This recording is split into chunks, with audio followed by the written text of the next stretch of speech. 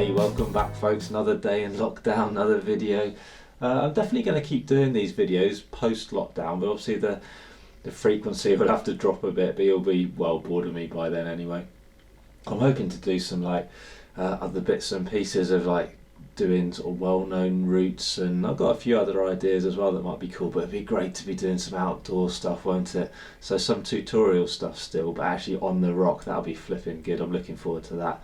Thanks very much for tuning in again. Absolutely massively appreciate it. I know I always say it, but it's not fading. I'm still super grateful for it. It's been a good laugh. The t-shirts, we've sold 15 t-shirts, right? And now to someone working at Next, that might be 5 minutes worth of t-shirt sales in one shop on a quiet day. But I was expecting to sell maybe 3 or 4 if I was lucky. So 15 is well cool that. They are still available. Fire away, go online onto our website. I might do a different one. I've got an idea for another funny t-shirt, but we'll see how that comes. I was going to close the laptop because I forgot that was open. And you don't really want to see that on my Facebook page going along. Today's video, right, it's kind of got a scrambling theme. I've been asked to do this a few times. I've been a bit hesitant to do it because I wasn't sure what to do about scrambling on sling mounting because it's tricky. To show a lot of the things that we do scrambling, I could put the rope around a chair or something, but I can't bring myself to do quite such things that just don't really relate quite right, and they just look a bit wrong. So I have to draw a line somewhere. Obviously abseiling off loo roll, that got through, but putting a rope around a chair, that was a step too far for me. But I will do a couple of things. I just want to talk about some kit stuff and bits and pieces and how rope scrambling works and everything. So yeah, see what you think. I know loads of waffle already. That gives you a clue to the rest of the video, doesn't it? But let's just rattle through some kit stuff first, right?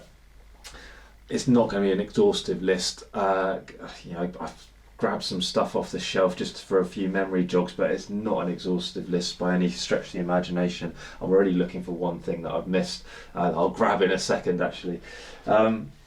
This book, though, Scrambles in Snowdonia.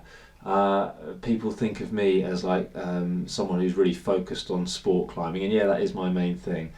But I got into climbing through hill walking, right? And not even hill walking, actually, just walking around. I grew up in Hampshire, flat as a flat thing, just exploring there. My mum used to go to this place called Mottisfont Abbey near where we lived, and she was like a volunteer steward. She'd show people around and chat about the art and stuff that's there. What I would do on a Sunday, I think it was, I'd go in the car with her to her work, and then she'd just drop me off and I'd walk home, and I'd go through all footpaths in the Test Valley and stuff and explore. And I probably got lost my fair share of time, and sometimes I'd make it home, other times I'd have to be picked up along the way when my mum was coming back from work later in the day. And it's flipping ace, right? I used to take my little camping stove with me sometimes and brew up a tea halfway along the route. Didn't even really like tea. I still don't much like tea particularly, but it was just the excitement of doing something that was kind of different and the exploring. I flipping loved that.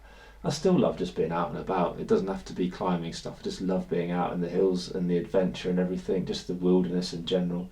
Scrambling, this book particularly just opened up so much stuff. When I first moved up here, this is the book I bought, and it's flipping brilliant, right?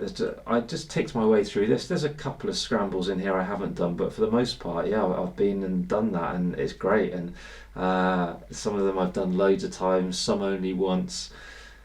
The Stevie Ashton Book of Death was its little nickname, because you got there's good pictures, to be fair, actually, but it's the lines are pretty vague in places, and the kind of the descriptions of the routes are fairly brief, so you could get yourself into a bit of trouble.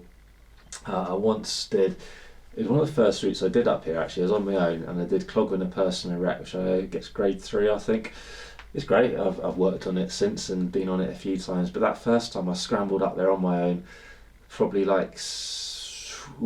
maybe 18, something like that, and I got part way up the route, and I just couldn't really see how I was going to get on. I was probably on the right line, I can't remember, but I sat on this ledge, and I can remember really clearly getting out my fruit pastels. I don't eat sweets these days, but I got out my fruit pastels, had a couple, probably the red ones, don't like the yellow and green ones.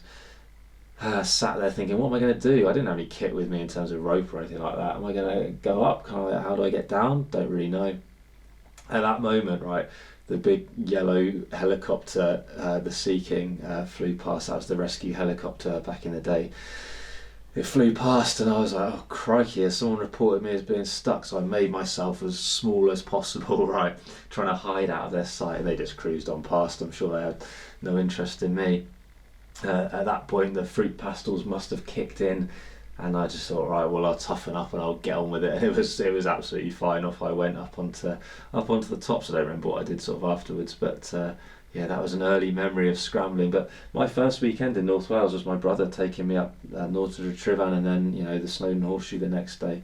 But this book opened up so many cool adventures, and there's more modern books. There's reprints of this. The Gary Smith Scrambles in Snowdonia one, and it's great, really good. But there's something sort of magical to me about this book. There's a few books on my bookshelf that are like super special.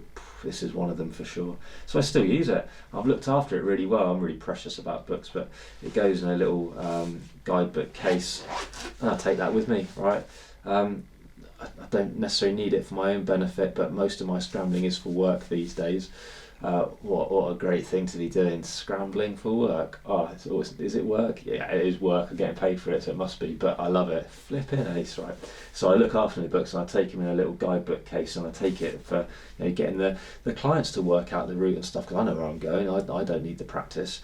Well, I do to a point, we all do, but it's good for them to start working it out. There's no point in me just dragging people up routes, really. I want them to get the skills to have their own adventures. So I take the guidebook, I take a map and a compass, right? Probably a spare of both as well, actually, but nice and light. So little self-laminated ones, right?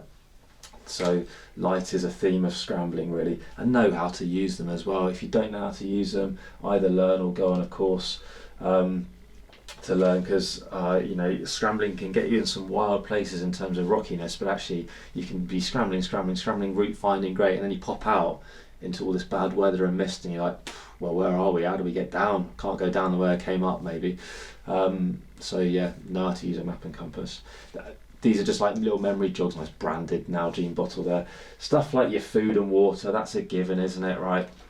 A head torch so you don't get lost on the way down. I like these ones, LED lenses. SCO7 reactive lighting and stuff. Where's the other thing on that note? First aid kit. It's a bit homemade, as you can tell, so it's got in there what I think I should have in there. Do a first aid course every 3 years as a minimum to keep it up to date. Go and do one if you haven't done one, they're really good. I think everyone should be able to do a bit of first aid in the hills and at work or wherever else you might be.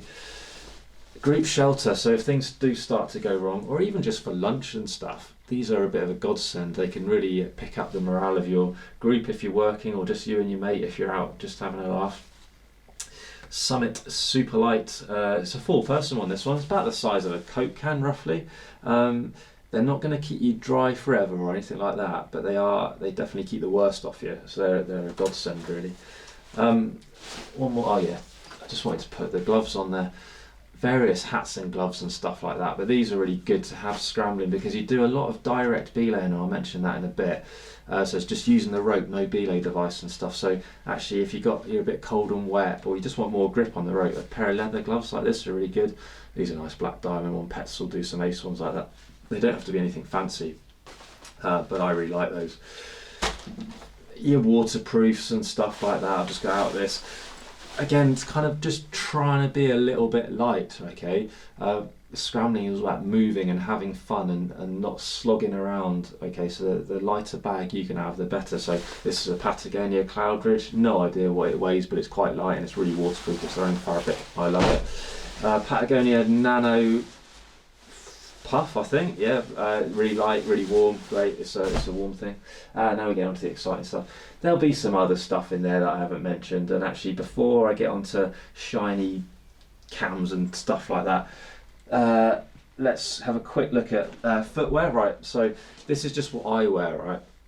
I think you've got two choices with scrambling, personally. You want either quite a stiff boot like this, which is a mountaineering kind of boot, and that's what scrambling is, to be honest. Scrambling is a weird word, isn't it? Scrambling for me, it's like mini mountaineering. It's not even that mini sometimes. It's a version of mountaineering. It's not hill walking. It could be easy rock climbing. Let's call it mountaineering. But whatever, scrambling. Quite stiff. They take a cramp on. They're Gore-Tex, so they're waterproof for some time at least. Good rubber. It's quite sticky. You can edge onto stuff really well, and the Ran sort of protects the boot from getting completely trashed. Some people don't like the Sportiva things, they think they don't last, but they've always lasted quite well for me. Maybe that's from having sort of good rock climbing footwork from that background, I don't know, but whatever. They fit me really well, that's key. Yes, they're stiff, but I've worn these boots, this type of boots, for so long that I just don't really notice that, if I'm honest. They feel like trainers because they're comfy, relatively light. I must admit, I've got loads of pairs of boots upstairs. My mountain boots, nearly always Sportiva because they fit me, that's key, right? They're just not going to fit everyone, so go and try them on is the best way, right? Go to the shop, go to your local V12 or Needle Sport when they're open, obviously, and try them on. You might find Sportiva are great, you might prefer Scarpa. Just get a good brand and you can't really go wrong in terms of the actual boot itself, though. But yeah, nice and stiff so I can edge onto things. They do smear okay, but they're not super bendy. That's enough on them. I like Gore-Tex. We live in the UK, it rains a lot, there's a lot of bogs, so even if you're doing a rocky route, sometimes you're walking in through a bog or out through a bog, and wet feet's just horrible, isn't it? So, boots. But, do I wear boots all the time? No, I'd rather not wear boots. Light is right and all that. Oh, I love these things. Trainers in general. They're approach shoes, but approach is just a fancy name for trainers, isn't it? These trainers are Adidas Terex ones, right? On the bottom of them, stealth rubber. That's the same as on my rock shoes, they compound off. So super sticky, right? These are flipping great for smearing. They're just ace. They're not going to edge so well because they're all bendy, but they're relatively stiff for a trainer. So you can edge a little bit, but it's all about the stickiness. And I like these ones particularly because I don't know how well you can see. I don't know if that will zoom in, not zoom in, but focus on the tread or not. So I might just be holding up a blurry shoe. I don't know, sorry about that. But they've actually got tread on the back. A lot of these kind of trainer things don't have much tread on the back, so they're great on the rock. So if you're in a country like the Dolomites or something where everything is rock, it'd be great, you'd be away. But here where we have lots of grass and slippery grass and all that, you can be on those smoother sole ones, you're fine on the rock, and then you're off over on your butt when you get onto the grassy stuff. So this is kind of a nice mix. I really like these. Again, they fit me well, so that's key, isn't it? Not at all waterproof, so you're going to get wet feet as soon as you go through that bog. But I'm a big fan of appropriately wearing trainer type shoes in the mountains, okay? I have looked at a bit of research into this because some people are watching going, oh, but your ankles, you'll twist your ankles and stuff. The research I've seen suggests that to get actually much ankle support from a boot, they need to be like as stiff as ski boots, really. So yeah, I'm sure they do offer a little bit of support boots, and they do definitely stop your ankles getting bashed against stuff. But for me, I wear boots when I want to keep dry feet, okay, and I'll wear trainers the rest of the time. Exceptions to every rule, of course. That's the other thing I wanted to get. Hold that thought for a second. Yeah, this was the other thing, the good old helmet. You've got to take a helmet for this kind of stuff. Scrambling, you can often be in sketchy gullies and things like that where there is a bit of loose rock and stuff. You go on some quite gnarly terrain with this mountaineering stuff. It's not always for you pulling stuff onto yourself or you taking a fall if it's anyone's above, and bits of rock just come down sometimes as well. It doesn't seem to be anyone there or anything. It could be a goat, it could be just that's that moment that rock's decided to move because of freeze thaw over the years or whatever, a bit of rain and stuff. Could be your mate knocking it down if you're on the rope stuff, so a helmet is well worth it. I use these Black Diamond Vapor helmets, really light. They fit me well, that's key, right? So Petzl do a thing called the Sirocco, that's another really light one. They're really nice, just don't fit me quite right, so you've got to get one that'll fit. So try a few on, but again, light is the way forwards on that front.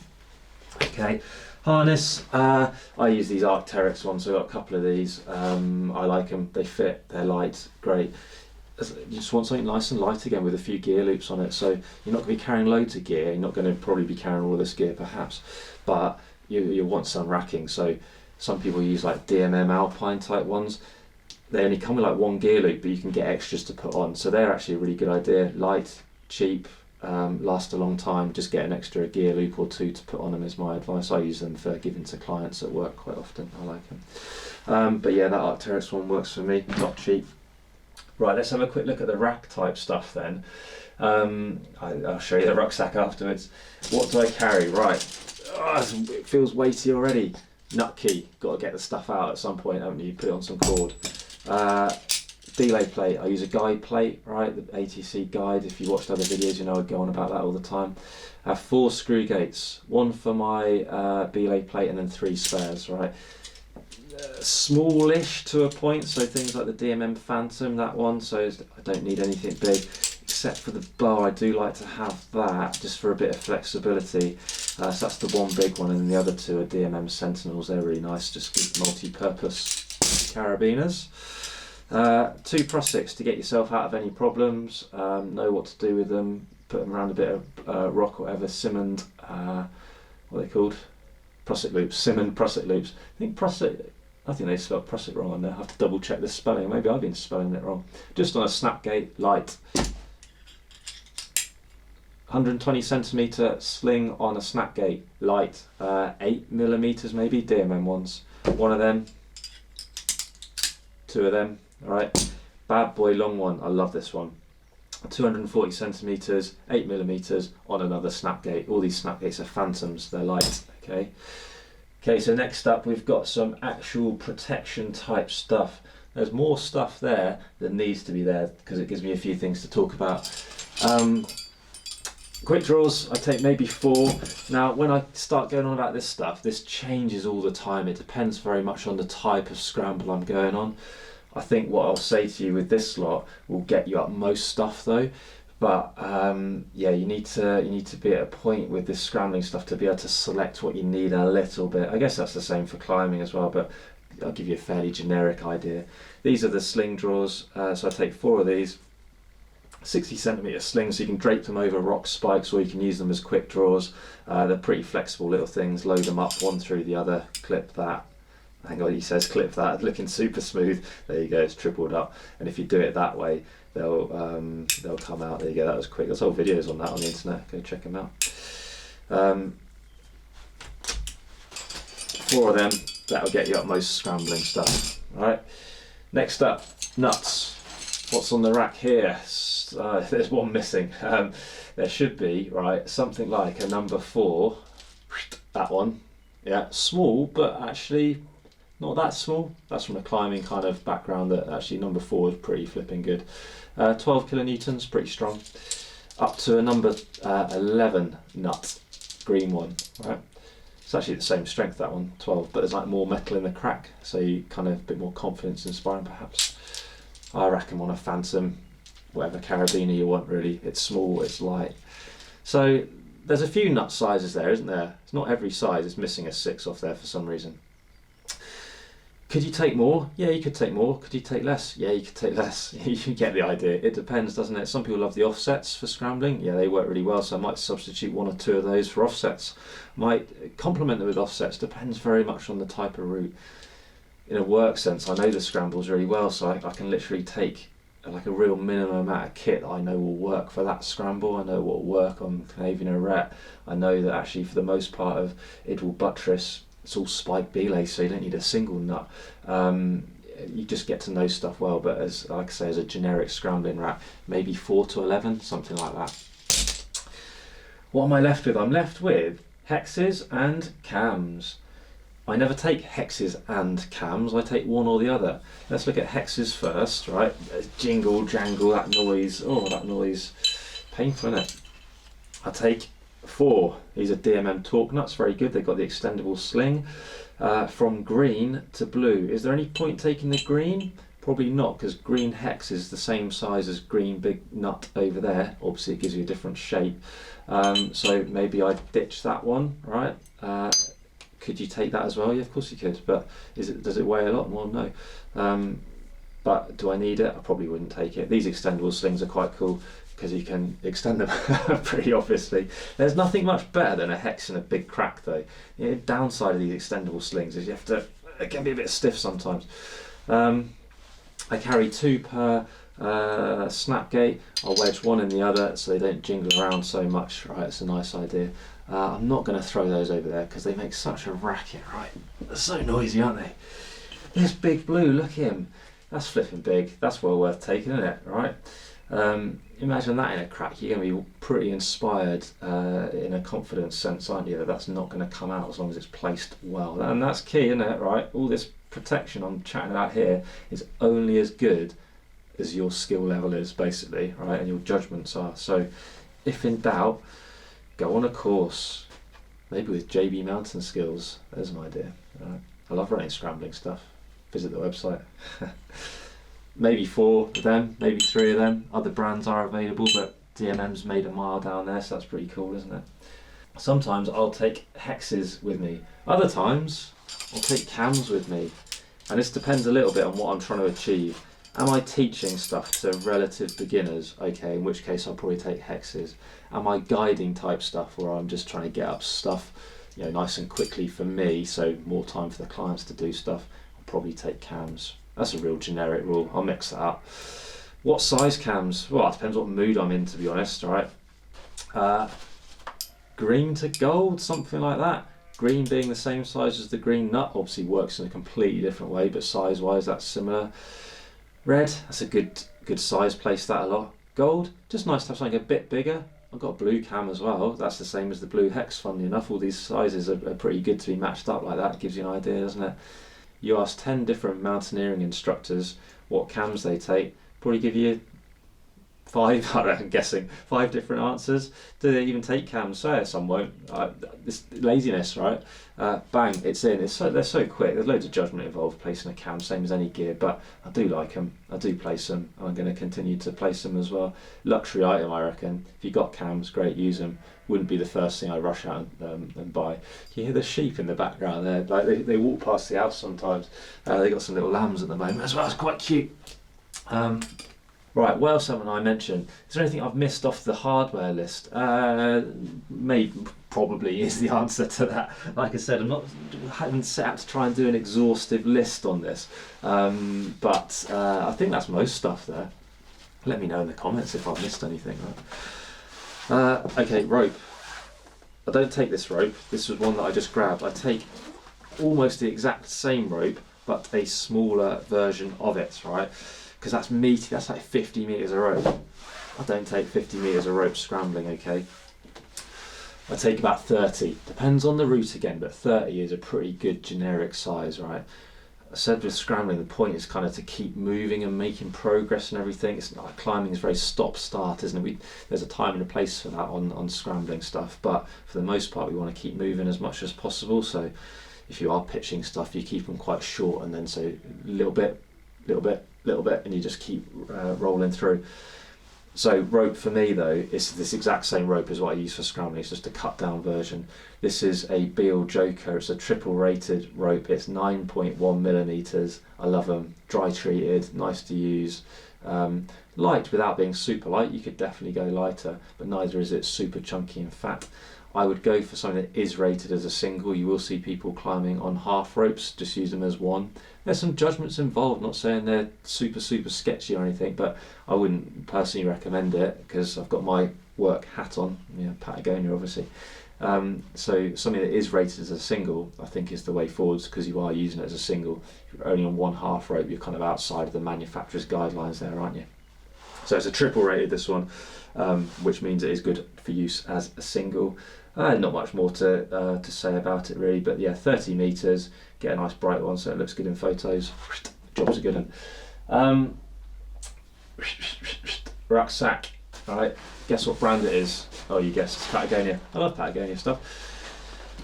Got some good morals and ethics going on. Yeah, they're big companies, so they got their flaws as well, same as any company will have, but I think there's a lot going for them. Why do I like this one? It's pretty flippin' simple, right? When they're unpacked and stuff, they look a bit floppy and like there's loads of stuff dangling off. There isn't. There's compression straps and there's a a strap to get the lid down, and that's about it really, other than your Rucksacks attachments, or trekking pole, walking pole type things. This got one big single compartment. It's got one half decent sized pocket on the top. There's something in the pocket. What's in there? I like my little anemometer for measuring the wind. You don't need that, but it's a good useful tool for ML courses. It's got some dog poo bags in there as well. I don't know what it weighs. I think it's less than a kilo, and that's key. If something weighs much more than a kilo, I'm kind of out normally.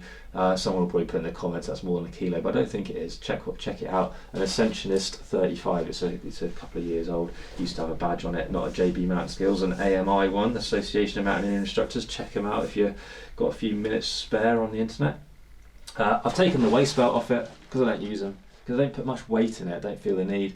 And you end up having to just tie it around the back when you're scrambling, so otherwise it gets in the way of your harness normally. So it's a removable one, so that saves a few grams as well, doesn't it? Alright, it's a rucksack. It fits me. I like it. It's a good colour for photos, isn't it? Alright. Kit chat, done. It's not quite done. There's a thing on my wrist I take. Garmin. I love this thing. It's handy to have a watch, isn't it? So you can keep track of timings. It's also useful because this one's got like GPS and stuff on it, and altimeter and all that kind of thing. There's all sorts of features on it. Some I don't even know how to use. But it gives you a grid reference. It tells you height, all that kind of stuff. So if you're after a watch, I love this. It's a Fenix 5. There's probably newer versions of it out now. In fact, there are. I know I want one. But they're really nice. Got rid of those plasticky strap. I hate a plasticky strap. I got a nice leather one on this one. But one of them. My phone, my camera, battery pack. Probably don't take a battery pack on a day here, if I'm honest. I think that's about it though. What have I missed? Tell me in the comments. What do you like to take? What don't you take? I love all those things, right? But that's a chat through the kit, a load of waffle. Done. Now, the other thing that I want to chat about is going to be just a little bit of the sort of practicalities of rope scrambling, their techniques and stuff. So like taking coils, how I might belay and stuff. But I think I'm going to do that in another video. So maybe I'll just do it. I'm going to do that tomorrow. Let's stick with scrambling. Tomorrow is going to be how to go rope scrambling. It can only be scratching the surface because, like I say, I ain't going to be putting ropes around chairs and benches or the dog or anything like that, because I just don't think it's a good video to do. So we'll save that one for more detail for when we're allowed out. But yeah, I reckon tomorrow let's go through some rope worky type stuff and just a few general techniques and stuff. So stay tuned for that one as well. Please do fire away those questions. You know the score. Find us on Insta, find us on Facebook, go buy a t-shirt. I've linked some of these things below if you want to go shopping or anything as well. But I hope you enjoyed the video. More videos coming up very soon.